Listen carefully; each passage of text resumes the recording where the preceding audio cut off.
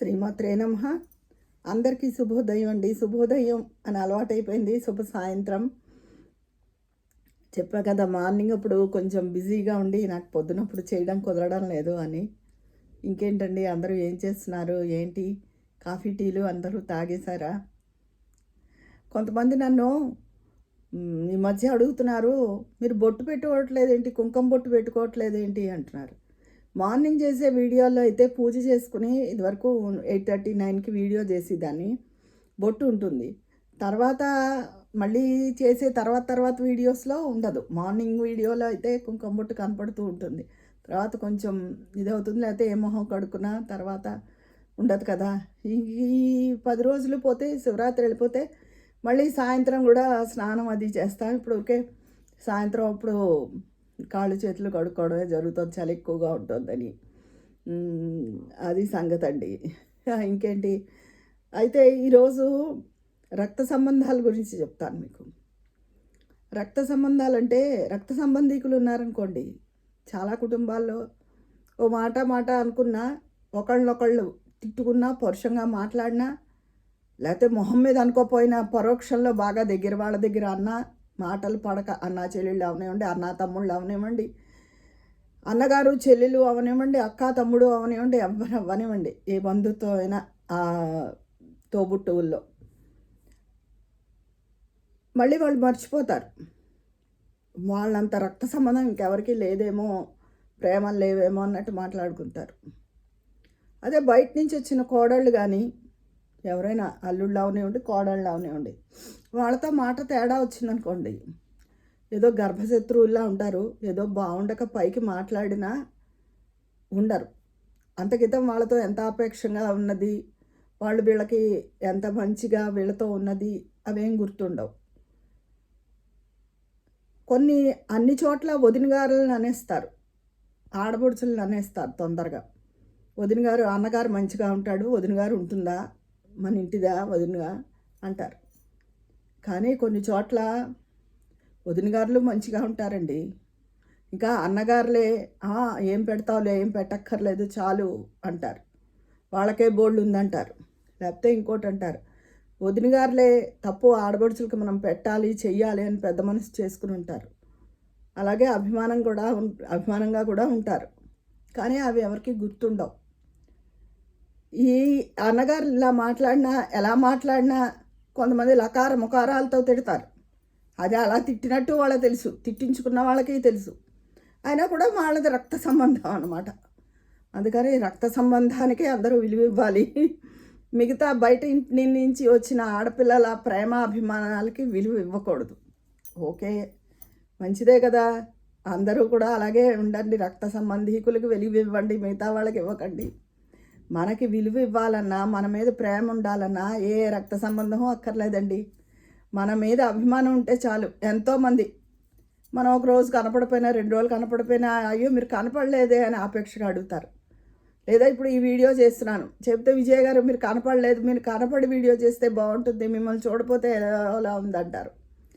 అది ఒక మనిషికి ఉండే అభిమానాలు బట్టి ఉంటాయి తప్ప, ఒక మనిషి మీద ప్రేమ పుట్టాలన్నా, ఏం పుట్టాలన్నా దానికి ఏం రక్త సంబంధం అక్కర్లేదండి. రక్త సంబంధీకులైనా బోడు మందిని నేను చూశాను. మనిషి చాటుగా వెళ్ళగానే తిట్టుకునే వాళ్ళని నేను బోడు మందిని చూశాను, సొంత వాళ్ళు. కానీ ఏదో ప్రేమ ఉన్నట్టు, రక్త సంబంధం వాళ్ళకే ఉన్నట్టు ఉంటూ ఉంటారు కొంతమంది.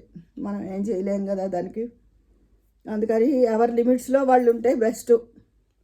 బయట నుంచి వచ్చిన వాళ్ళు అది ఎంత అపేక్ష చూపించినా, ఎంత ప్రేమ చూపించినా, పరాయమ్మ కన్నపిల్ల పరాయిదే అది అని అన్నట్టు ప్రవర్తిస్తున్నారు మనుషులు. అందుకని ఎవరి లిమిట్స్లో వాళ్ళు ఉండి అతికి పోకుండా, మొగుడే దారిలో వెళ్తే ఆ దారిలోనే వెళ్ళడమే, పెళ్ళాం కూడా అంతే. అప్పుడు ఏ ఇది ఉండదు, ఏ ఫీలింగ్స్ ఉండవు, ఏవి ఉండవు. ఏదైనా దేనివైనా అటాచ్మెంట్ పెంచుకుంటేనే మనం రిక్వైర్మెంట్ని కూడా కోరుకుంటాం. ఇప్పుడు అటాచ్మెంటే లేదనుకోండి, మనకి ఎటువంటి రిక్వైర్మెంట్స్ ఉండవు.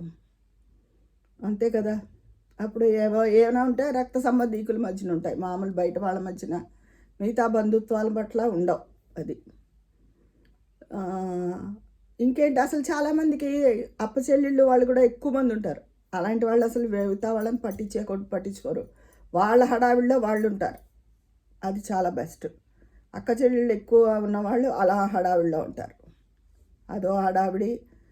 అది వాళ్ళ ఇదనుకోండి, వాళ్ళ ప్రేమాభిమానాలు అవి.